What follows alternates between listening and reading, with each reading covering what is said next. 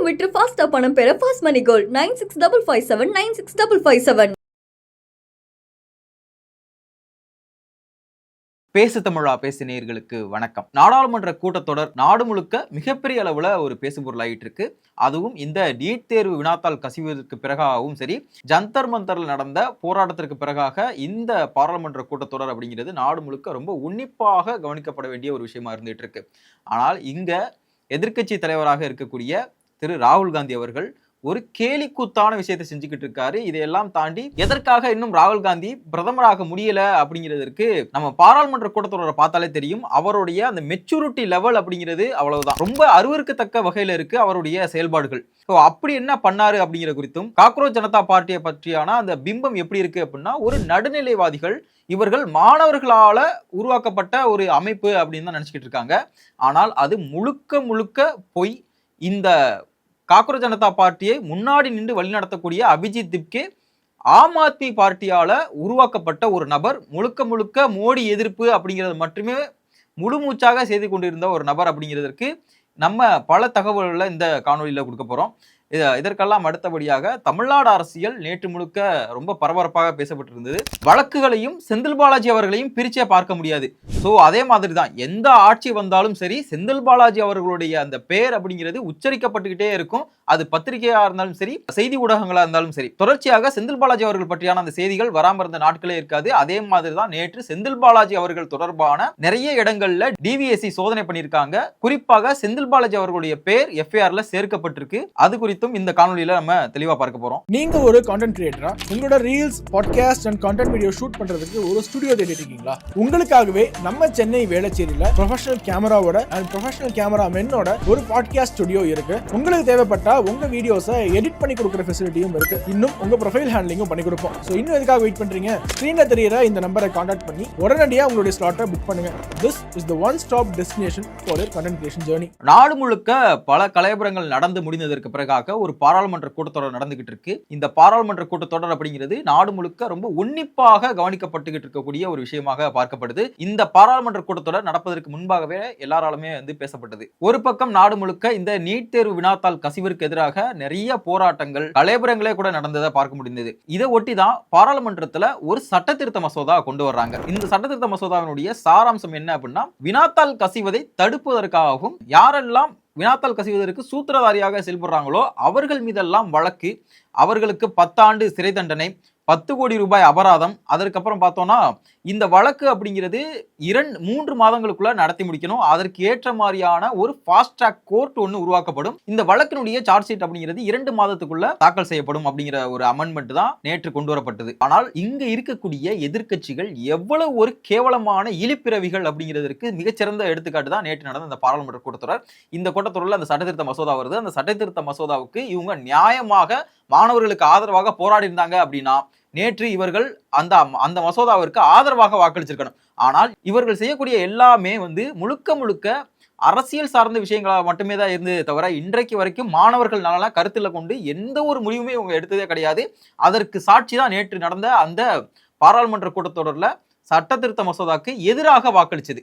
So இவங்களுடைய நோக்கம் என்ன அப்படின்னா, கவர்மெண்ட்டை டீஸ்டெபிலைசைஸ் பண்ணணும், இந்த கவர்மெண்ட்டை எப்படியாச்சும் கவுத்துறணும். ஏன்னா நம்மளால ஒரு தேர்தல் அரசியலில் இங்க இருக்கக்கூடிய பிரதமர் மோடி அவர்களை வெல்ல முடியாது அப்படிங்கிறது ராகுல் காந்தி அவர்களுக்கு நன்றாகவே தெரியும். ஸோ அந்த ஒரு காரணத்தினாலதான் இவங்க தொடர்ச்சியாக இந்த மாதிரியான ஒரு போராட்டங்களை தூண்டி விடக்கூடிய ஒரு வேலையை பார்த்துக்கிட்டு இருக்காங்க. இதை டெல்லியில மட்டும்தான் பண்ணாங்களான்னு கேட்டா கிடையாது.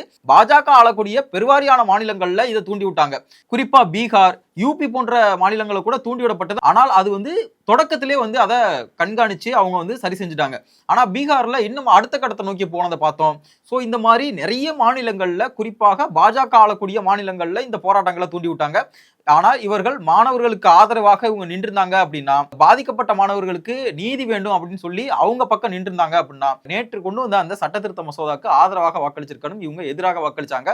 இதெல்லாம் விட ஒரு படி கூட போயிட்டு ராகுல் காந்தி அவர்கள் ஒரு கேலிக்கூத்தான ஒரு விஷயத்த பாராளுமன்றத்தில் போய் செஞ்சுக்கிட்டு இருக்காங்க. சின்ன பசங்க கூட செய்யாத ஒரு கேவலமான ஒரு செயலை ராகுல் காந்தி செஞ்சுக்கிட்டு இருக்காரு பார்லிமெண்ட்ல. அதாவது எதிர்க்கட்சி தலைவர் அவர்களுக்கு பேசுவதற்கான வாய்ப்புகளை கொடுக்கிறாரு சபாநாயகர். ஆனால் இவர் எந்திரிச்சிட்டு என்ன பண்றாருன்னா, கூப்பாடு போடுறாரு, என் மைக் ஆன்ல இல்ல, என் மைக் ஆன்ல இல்ல அப்படின்னு. ஆனா மைக் அந்த டயத்துல ஆன்ல தான் இருந்தது.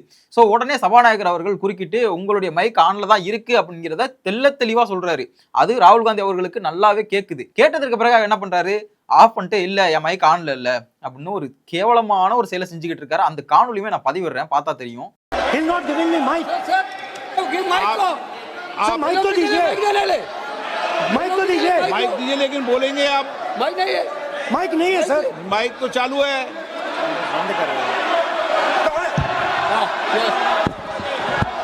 आप मानिए लेकिन सदन की இதெல்லாம் ஒரு புறம் இருந்தாலும் தொடக்கத்துல இருந்தே இந்த காக்ரோச் ஜனதா பார்ட்டி அப்படிங்கிற ஒரு அமைப்பு மக்கள் மத்தியில எப்படியான ஒரு பிம்பத்தை கொண்டு போய் சேர்த்திருக்கு அப்படின்னா, இது ஒரு மாணவர்களுக்கான அமைப்பு.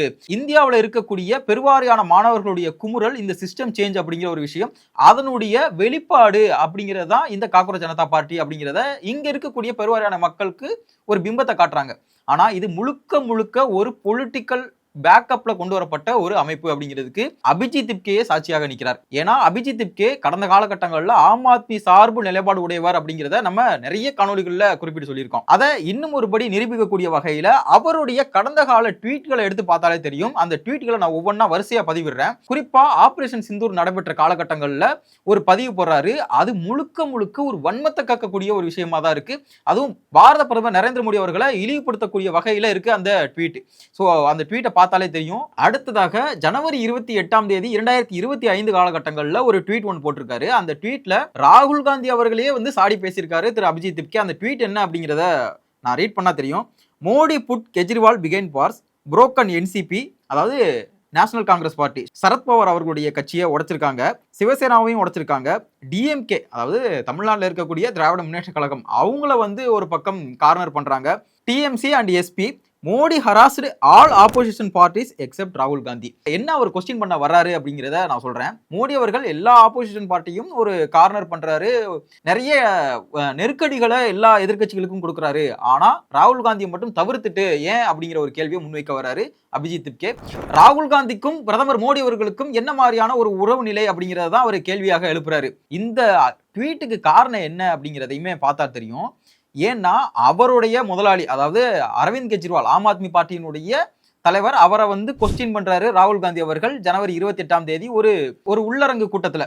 சோ அதற்கு பதிலடியாக தான் இந்த ட்வீட்டே போறாரு அபிஜித் திப்கே. சோ இதுல இருந்தே பார்த்தா தெரியும் அவர் ஆம் ஆத்மி பார்ட்டிக்கு எவ்வளவு விசுவாசமாக இருக்கிறார். அப்போ இவர் யாரால களமிறக்கப்பட்டிருக்கார் அப்படிங்கிறது இந்த ட்வீட்லயே நமக்கு நல்லா தெரியும். ஆனா வெளியில மாணவர்களுடைய முகமுடியை போட்டுக்கொண்டு இங்க அரசுக்கு எதிரான முழுக்க வேலையை பார்த்தாரு திரு அபிஜித் திப்கே அவர்கள். குறிப்பாக இங்க இந்திய இறையாண்மைக்கு எதிராக நிறைய கோஷங்கள் எழுப்பப்பட்டது அவர் முன்னெடுத்த அந்த போராட்ட காலத்துல. ஆனால் அவர் முழுக்க என்ன கிளைம் பண்றாரு, இது ஒரு மாணவர்களால தொடங்கப்பட்ட போராட்டம், மாணவர்களால வழிநடத்தப்பட்ட போராட்டம் சொல்றாரு. இங்க என்ன நமக்கு கேள்வி எழுது அப்படின்னா, மாணவர்களால வழிநடத்தப்பட்ட போராட்டத்துல எப்படி இந்திய இறையாண்மைக்கு எதிரான ஒரு கோஷங்கள் எழுப்பப்படும்? ஆர்டிகல் 370 பத்தி எப்படி பேசுவாங்க? அதுவும் அபிஜித் திப்கே அவர்கள் மேடையில தான் இருக்காரு. அதே மேடையில தான் உட்கார்ந்து ஆர்டிகல் 370 பத்தி பேசுறாங்க. அதே இடத்துல தான் ஹிந்து ரிலிஜியஸை பற்றி ஒரு இழிவுபடுத்தக்கூடிய ஒரு சொற்களை யூஸ் பண்ணி பேசுறாங்க. இதெல்லாம் வச்சு எப்படி ஒரு மாணவர்களுடைய போராட்டம் அப்படின்னு நம்மளால எடுத்துக்க முடியும்? இது முழுக்க ஒரு அரசியல் சார்ந்த ஒரு போராட்டம் அப்படிங்கிறது தெளிவா தெரியுது. அடுத்ததாக 2021 காலகட்டங்களில் ஜூன் 7 ஒரு ட்வீட் போடுறாரு. Arvind Kejriwal teaching Modi how to govern. அதாவது அந்த காலகட்டம் அப்படிங்கிறது கொரோனாவுடைய இந்த 2வது அலை காலகட்டங்கள். ஸோ இந்த இடத்துல தான் what Kejriwal asked on 26 May Modi realised and admitted today well done AK. அதாவது ஏகே அப்படின்னா அரவிந்த் கெஜ்ரிவால் அப்படிங்கிறத குறிப்பிடாரு. ஒரு போலியான ஒரு போராட்டத்தை, அதுவும் முழுக்க இந்த கவர்னன்ஸை கவிழ்க்கணும் அப்படிங்கிற நோக்கத்துல நீங்க செயல்பட்டீங்க அப்படிங்கிறது ரொம்ப தெளிவாக தெரியுது. இதெல்லாம் விட மிகப்பெரிய ஒரு கூத்து என்ன அப்படின்னா, இந்த சிஜேபியினுடைய ஸ்போக் பர்சனாக இருக்கக்கூடிய 2 நபர்கள், குறிப்பாக சௌரவ் தாஸ், இந்த ரத்னா சிங். அந்த ரத்னா சிங் அவர்கள்ட்ட ஒரு ஜேர்னலிஸ்ட் கேட்கிறாரு, இன்னும் நீட்டுக்காக உயிரிழந்த மாணவர்களுக்கு எந்த விதமான காம்பன்சேஷனும் கிடைக்கல, அவர்களுக்கு இன்னும் நீதி கிடைக்காத நேரத்துல நீங்க இப்படி ஒரு பிரைவேட் பார்ட்டி கொண்டாடுறீங்களே எதற்காக அப்படிங்கிற ஒரு கேள்வி எழுப்புறாரு. அதற்கு எந்த விதமான பதிலும் தெரியல. ஏன்னா இவர்களுக்கு எதற்காக போராடணும் அப்படிங்கிறதுக்கான பதிலே தெரியாது. இவங்கள்ட்ட போயிட்டு நீட்டுக்காக உயிரிழந்த மாணவர்களுக்காக என்ன நீதி கிடைக்கல, ஏன் நீங்க பிரைவேட் பார்ட்டி கொண்டாடுறீங்கன்னு கேள்வி கேட்டா எப்படி பதில் தெரியும்? அடுத்தாக சிஜேபியினுடைய ஸ்போக் பர்சன் சௌரதாஸ் அவர்கள்ட்ட ஒரு ஜேர்னலிஸ்ட் கேட்குறாங்க, நீங்க ஏன் மற்ற மாநிலங்கள்ல நடைபெறக்கூடிய இந்த வினாத்தாள் கசிவிற்கு எதிராக நீங்க போராடல அப்படிங்கிற ஒரு கேள்வி முன்வைக்கிறாங்க. அதற்கு சௌரதாஸ் என்ன சொல்றாரு, நீட் தேர்வு கொஸ்டின் பேப்பர் லீக் தான் இங்க பெரிய இஷ்யூ, அதை மட்டும் ஃபோக்கஸ் பண்ணி தான் நாங்க ப்ரொடெஸ்ட் பண்ணுவோம் அப்படிங்கிற ரீதியில அவருடைய பதில் இருக்கு. ये बीजेपी सरकार से क्यों मांगी जा रही है? लाइक और स्टेट्स में भी जो गवर्नमेंट है उनमें भी काफी फेलियर्स है. देखिए NEET one of the biggest papers है, बहुत सारे छात्र बैठते. अब ऐसा तो हमारा नहीं था कि हम लोग एक कोई पेपर के बारे में प्रोटेस्ट करें. ஜார்க்கண்ட்ல இப்ப சமீப காலமாக போராட்டம் போயிட்டு இருக்கு வினாத்தாள் கசிவிற்கு எதிராகவும் நிறைய விஷயங்களை பேஸ் பண்ணி. அங்க இவங்க தலை கூட காட்டல. நான் அந்த காணொலியுமே பதிவிடுறேன், ஜார்க்கண்ட்ல என்ன மாதிரியான ப்ரொடெஸ்ட் போகுது அப்படிங்கறத பார்த்தா தெரியும்.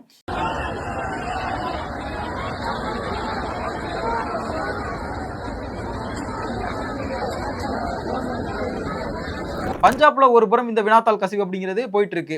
அந்த இஷ்யூக்கு எதிராக இவங்க குரல் கொடுக்கல, அங்க அதை பற்றியான கேள்விகள் கூட இவங்க பதில் சொல்லல பத்திரிகையாளர் சந்திப்புல. இவங்களுடைய நோக்கம் பாருங்க, ஒரு அமைச்சரை ரிசைன் பண்ணா எப்படி ஒரு சொல்யூஷன் கிடைக்கும்? அந்த போராட்ட காலத்திலே வந்து அபிஜித் திப்கே அவர்கள் பேசுறாரு, பாருங்க நம்மளால ஒரு அமைச்சரையே வந்து ரிசைன் பண்ண வைக்க முடியுது அப்படிங்கிற ஒரு அதிகார தொனியில பேசக்கூடிய ஒரு வார்த்தைகள் இதெல்லாம். ஏன் இவர்கள் முழுக்க முழுக்க ஒரு ஆபத்தான ஒரு நபர்கள், இந்த சமூகத்திற்கு வந்து இவர்கள் மிகவும் ஆபத்தானவர்கள் ஏன் சொல்றோம்னா, அபிஜித் திப்கே மாதிரியான நபர்கள் அன்றைக்கு போராட்ட காலத்திற்கு, அதாவது நடைபெற்ற எல்லா விஷயங்களையும் பார்த்துட்டு தான் இருந்தாங்க அந்த போராட்டத்துல பின்னாடி நின்று. ஆனால் இன்றைக்கு அந்த போராட்டத்தை தூண்டி விட்டுட்டு அந்த போராட்டத்தின் மூலியமாக வரக்கூடிய அந்த நற்பெயர்களை இவங்க ஆதாயம் அடைஞ்சுக்கிட்டாங்க. அந்த போராட்ட காலத்துல நிறைய நபர்கள் கலந்துக்கிட்டு அன்றைக்கு அரசுக்கு எதிராக நாசகார வேலைகளில் ஈடுபட்ட பெருவாரியான நபர்கள் இன்றைக்கு பல வழக்குகளை சந்திச்சுக்கிட்டு இருக்காங்க. ஆனா இவங்க இதை எல்லாத்தையும் தூண்டி விட்டுட்டு இங்க குளிர்காஞ்சிக்கிட்டு இருக்காங்க அபிஜித் திப்கே மாதிரியான நபர்கள். இதெல்லாம் விட ஒரு கேலிக்கூத்தான விஷயம் தமிழ்நாட்டுல நடந்தது. என்னன்னா, தமிழ்நாட்டுல ஒரு பிரபலமான ஒரு தொலைக்காட்சி, அந்த தொலைக்காட்சியில ஒரு பிரபலமான ஒரு விவாத மேடை. சோ அந்த விவாதத்துல ஒரு பொண்ணை கூட்டு வராங்க. அந்த பொண்ணை கூட்டிட்டு வந்துட்டு, இந்த பொண்ணு வந்து 3 முறை நீட்ல பாஸ் பண்ணிருக்காங்க, ஆனா இன்றைக்கு வரைக்கும் சீட்டு கிடைக்கல, பாருங்க இதுதான் நீட் தேர்வினுடைய அவலம் நிலை, இங்க தமிழ்நாடு மாணவர்களுக்கு இழைக்கப்பட்ட அநீதி அப்படிங்கிற ஒரு நரேட்டிவ் செட் பண்ணிட்டு இருக்காங்க. குறைந்தபட்சம் அடிப்படை புரிதல் இருந்தா கூட இந்த மாதிரியான ஒரு பேச்சுக்களை பேச மாட்டாங்க. அந்த பொண்ணு தெளிவா சொல்லுது, இல்ல நான் வந்து இங்க பாஸ் பண்ணேன் அப்படிங்கிறத தெளிவா குறிப்பிடுது. சோ இந்த நீட் தேர்வு எழுதிய மாணவர்கள்ல ஏறத்தாழ லட்சக்கணக்கான மாணவர்கள் பாஸ் பண்ணிருப்பாங்க. லட்சக்கணக்கான மாணவர்களுக்கு இங்க மருத்துவ சீட் கிடைச்சிருமா? கிடையாது. அந்த கட் ஆஃபை தொட்டா மட்டும்தான், அதாவது கட் ஆஃப் மார்க்னு ஒன்று நிர்ணயிச்சிருப்பாங்க, அந்த கட் ஆஃப் மார்க்கை நீங்க தொடணும். அதை தொட்டால் மட்டும்தான் உங்களுக்கு மருத்துவ படிப்பு அப்படிங்கிறது ஒரு சாத்தியமாகும். நீங்க பாஸ் பண்ணாலே உங்களுக்கு மருத்துவ சீட்டு கிடைக்கும் அப்படின்னா இது என்ன மாதிரியான ஒரு புரிதல் தெரியல. இதை வச்சு ஒரு ஃபேக் நரேட்டிவ் ஒன்று செட் பண்ணிக்கிட்டு இருக்கீங்க. பிசிக்கு இவ்வளோ கட் ஆஃப் மார்க்கு, எம்பிசிக்கு இவ்வளோ கட் ஆஃப் மார்க்கு அப்படின்னு ஒவ்வொரு கேஸ்ட் வைஸா ஒரு கட் ஆஃப் மார்க் இருக்கு. ஸோ இதை நீங்க அச்சீவ் பண்ணா மட்டும்தான் உங்களுக்கு மருத்துவ படிப்புல சீட் அப்படிங்கிறது சாத்தியம். ஆனால் இதெல்லாம் தவிர்த்துட்டு நீங்க ஒரு ஃபேக் நரேட்டிவா செட் பண்ணிக்கிட்டு இருக்கீங்க. பல மாணவர்களை வந்து தவறாக வழிநடத்திட்டு இருக்கீங்க அப்படிங்கிறது தெல்ல தெளிவாக தெரியுது. அந்த ஷோவினுடைய நோக்கம் என்ன அப்படின்னா, நீட்டை வந்து ஒரு பெரிய பூதம் மாதிரியும், ஒரு அது இந்த நாட்டுக்கே தேவையில்லை, இங்க உள்ள மாணவர்களுக்கு மிகப்பெரிய பாதிப்பை ஏற்படுத்தணும் அப்படிங்கிற ரீதியில தான் இருந்தது அந்த ஷோ. ஏன் இதெல்லாம் பண்றாங்க அப்படின்னா, இப்போ நீட் இஷ்யூ பத்தி பேசினா நம்மளும் அதுல ஒரு புரட்சி போராளியா தெரிஞ்சிருவோம் அப்படிங்கிற அந்த ஒரே காரணத்துக்காக ஸோ இவர்கள் எல்லாம் இந்த மாதிரியான பேச்சுக்களை முன்னெடுத்துக்கிட்டு இருக்காங்க. இந்த போராட்ட களம், பாராளுமன்ற கூட்டத்தொடர், சட்ட திருத்த மசோதா ஒரு புறம் நடந்தே இருக்கு. தமிழ்நாடு அரசியல் அப்படிங்கிறது இன்னும் அடுத்த கட்டத்தை நோக்கி நகர்ந்துகிட்டு இருக்கு. செந்தில் பாலாஜி அவர்கள் அவருடைய பேர் வராத ஆட்சி காலகட்டங்களே இருக்காது. அது அதிமுக ஆட்சி நடந்தாலும் சரி, திமுக ஆட்சி காலகட்டங்கள் நடந்தாலும் சரி, இப்ப தாவேக ஆட்சி நடந்துகிட்டு இருக்கு, அந்த காலகட்டத்திலையும் செந்தில் பாலாஜி அவர்கள் பேர் வந்துகிட்டே இருக்கு. டாஸ்மாகில் நடந்த முறைகேடு தொடர்பாக செந்தில் பாலாஜி அவர்களிடம் நேற்று 4 மணி நேரம் டிவிஎஸ்சி விசாரணை நடத்தியிருக்காங்க. இதுக்கு அடுத்த கட்டமாக அவர் மீது எஃப்ஐஆரும் பதிவு செய்யப்பட்டிருக்கு. அவர் மீது மட்டும் கிடையாது, அவரை சார்ந்த சில நபர்கள் மீதும் எஃப்ஐஆர் பதிவு செய்யப்பட்டிருக்கு. இந்த எஃப்ஐஆர் பதிவு அப்படிங்கிறது ரொம்ப முக்கியத்துவம் வாய்ந்ததாக பார்க்கப்படுது. அவருடைய அரசியல் வாழ்க்கை அப்படிங்கிறது அடுத்த கட்டத்தை நோக்கி நகருமா அப்படிங்கிறதே பெரிய கேள்விக்குள்ளா இருக்கு. ஏற்கனவே அவர் மீது அமலாக்கத்துறை வழக்கு பதிவு செஞ்சிருக்காங்க. அது ஒரு புறம் விசாரணை நடந்துகிட்டு இருக்கு. ஆல்ரெடி அவர் பெயில தான் இருக்காரு. இதற்கு அடுத்தபடியா பார்த்தோம் அப்படின்னா, தாவேகா எம்எல்ஏக்களை விலைக்கு வாங்க முயற்சித்ததாகவும் கூறி அவர் மேல ஒரு வழக்கு பதிவு செஞ்சாங்க. இன்றைக்கு அவர் வந்து திருவல்லிக்கேணி காவல் நிலையத்துல தொடர்ச்சியாக கையெழுத்து போட்டுக்கிட்டு இருக்காரு. ஸோ இந்த வேலையில தான் பார்த்தோம்னா இன்னொரு வழக்குமே இப்போ பதிவு செய்யப்பட்டிருக்கு. செந்தில் பாலாஜி அவர்கள், விசாகன் IAS, டாஸ்மாக் அதிகாரிகள், ஊழியர்கள், செந்தில் பாலாஜியின் முக்கிய கூட்டாளிகள் ரதீஷ், கார்த்திக் மீது வழக்கு பதிவு செஞ்சிருக்காங்க. எந்தெந்த சட்டங்களுக்கு கீழே வழக்கு பதிவு செஞ்சிருக்காங்க அப்படின்னா, இந்திய தண்டனை சட்டம் IPC 120B, 167, 409, 109, 420, அடுத்து பாரதிய நியாய சங்கீதா BNS சொல்லக்கூடிய சட்டம் 61(2) கீழையும் 201, 316 5 கீழையும் வழக்கானது பதிவு செய்யப்பட்டிருக்கு. யார் யார் மீதெல்லாம் வழக்கு பதிவு செய்யப்பட்டிருக்கு அப்படின்னா, திரு செந்தில் பாலாஜி அவர்கள் முன்னாள் மின்சாரம் மற்றும் மதுவிலக்கு ஆயத்தீர்வுத்துறை அமைச்சர் S. விசாகன், ஐஏஎஸ் அவர்கள், டாஸ்மாக் முன்னாள் மேலாண்மை இயக்குனர். ஸோ ரொம்ப பெரிய அளவில் செந்தில் பாலாஜி அவர்களுக்கு பிறகாக பேசப்பட்ட ஒரு நபர் விசாகன் அவர்கள் மீதுமே வந்து இந்த எஃப்ஐஆர் ஆனது பதிவு செய்யப்பட்டிருக்கு. ராமதுரை முருகன் மற்றும் திரு பன்னீர்செல்வம், டாஸ்மாக் அதிகாரிகள், பாஸ்கர் அப்படிங்கிற ஒரு நபர் யாருன்னா செந்தில் பாலாஜி அவர்களுடைய பிஏ தான் இந்த பாஸ்கரன் அவர்கள். ஸோ அவர் மீதுமே இந்த வழக்கானது பதிவு செய்யப்பட்டிருக்கு.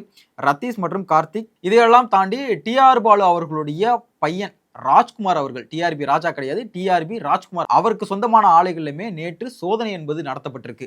இப்படி நிறைய இடங்கள்ல சோதனைகள் நடந்திருக்கு.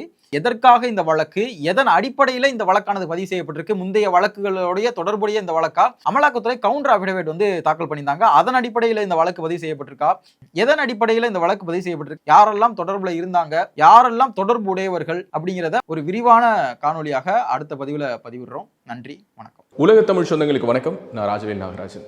பேசு தமிழா பேசு வலையொலியுடைய வளர்ச்சிக்கு நீங்களும் உறுதுணையாக இருக்கணும்னு நினச்சிங்கன்னா இந்த வீடியோடைய டிஸ்கிரிப்ஷனில் இருக்கக்கூடிய ரேசர் பே லிங்கை கிளிக் பண்ணுங்கள்.